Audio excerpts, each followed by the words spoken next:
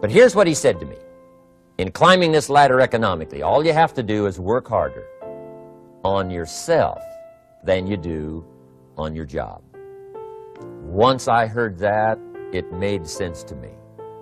I kept hoping that everything else would change around me, found out that if I went to work on myself, worked on my skills, worked on my language, if I became better than I was each year, if I grew in skills and language and vocabulary and competence, then I would become attractive to the marketplace. Not very long ago, a company called me and said, Mr. Rohn, we're expanding internationally. We'd like to have a bit of your expertise to help us.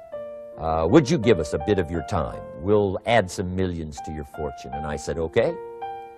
And I thought later, isn't that interesting they would call me? Then my second thought was, of course they'd call me. Who else would they call? I can get the job done. Now, what a contrast for me, farm boy from Idaho, raised in obscurity, parents of modest means, broke when I was 25. How come I would get a telephone call and someone offer me a lot of money to help them in expanding around the world? Simple answer, evidently.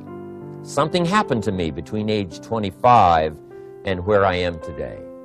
And I can tell you where it all started.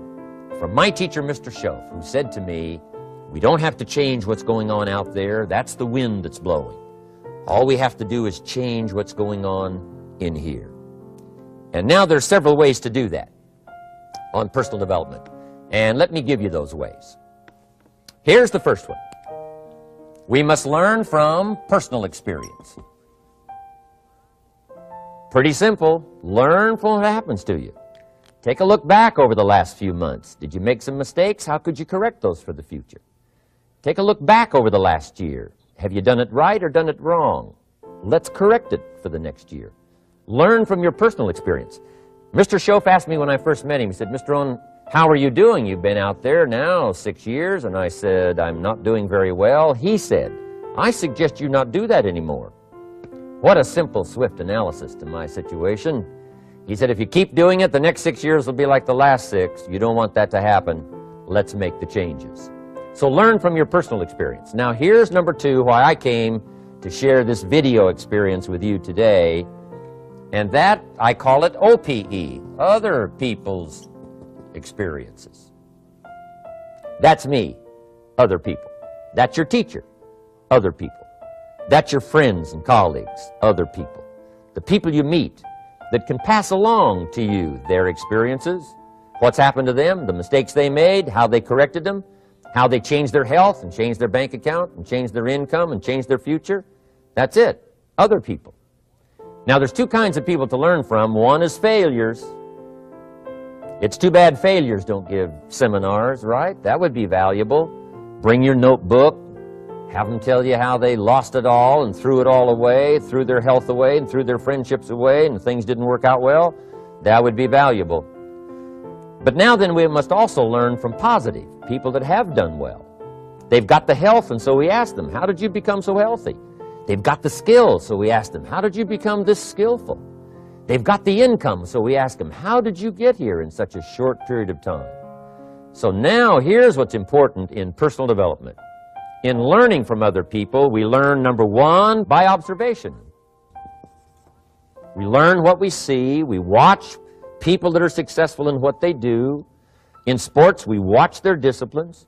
In business, we watch their disciplines. By observation, what we can see. The reason I created this video was something that you could see someone's experiences translated for you. Second, we learn by what we hear. I've got some of my lectures on cassette tapes, so you can take them with you wherever you go and learn by listening. Turn your car into a mobile classroom and listen. And then listen to the sermon on Sunday morning. Listen to the lectures. Listen to the teacher. Listen to someone who's got something good to say. And then number 3 is vitally important on personal development, and that is read all the books you can possibly read in your lifetime. Mr. Schoaf got me started on my library. I've got one of the better libraries. Haven't read everything in it, but I feel smarter just walking in it, my library. At least I was smart enough to buy it. Now I got to be smart enough to read it. And then, of course, I got to be smart enough to decide what's valuable and then do it. But this one is very important. Become a good reader. Some books that helped change my life. Mr. Schoaf recommended, of course, the Bible. And my parents made sure I was a pretty good scholar by the time I was 18. That's been so beneficial for me, drawing from those illustrations, reading about those stories, people who made it and people who didn't make it, and what the difference was. And then other books that helped to really change my life. One called Think and Grow Rich by Napoleon Hill. And then a book that helped me become financially independent by the time I was 31. And that book is called The Richest Man in Babylon by George Clason. And I'm going to share a little bit of that book with you when I get to financial independence today, our third subject. But I started reading the books, attending the classes, making sure that I got in front of people that had something good to say. And then I started keeping a journal. One of the major things my teacher taught me was to keep a journal. He said, don't trust your memory. If you hear something good, just make a little note and write it down. Now, at first I took, notes on pieces of paper and torn off corners and backs of old envelopes. And it didn't serve me well, thrown in a drawer. Then I learned to keep a journal, a bound copy of all my notes. So I would suggest you do the same. Things that impress you, a poem that impresses you. When you attend a class, some of the ideas that impressed you, jot them down. You read something in a magazine, right? Some ideas, take those out, put them in your journal. Keep a good journal the rest of your life. This will serve you well. My journals make up a significant portion of my own library. And if you saw my library and saw my journals, I tell you what you'd have to say. This is the library, and these are the journals of a very serious student. No wonder Mr. Rohn is invited to lecture and speak on his experiences around the world. So I want the same thing to happen to you. Value captured that you can resort to later, go back over it and review it, and let it become valuable to you. So that's my first subject, personal development. Work harder on yourself than you do on your job. Develop the skills, learn the lessons, take the classes, absorb all that is being taught to you these days. And then later on, of course, you can sort it out, what's valuable to you and how to refine it for your business and for your life and for your future. But the main thing is to get it and start this process of personal change, personal development. And let me say it one more time. If you will change, everything will change for you. You'll never be the same.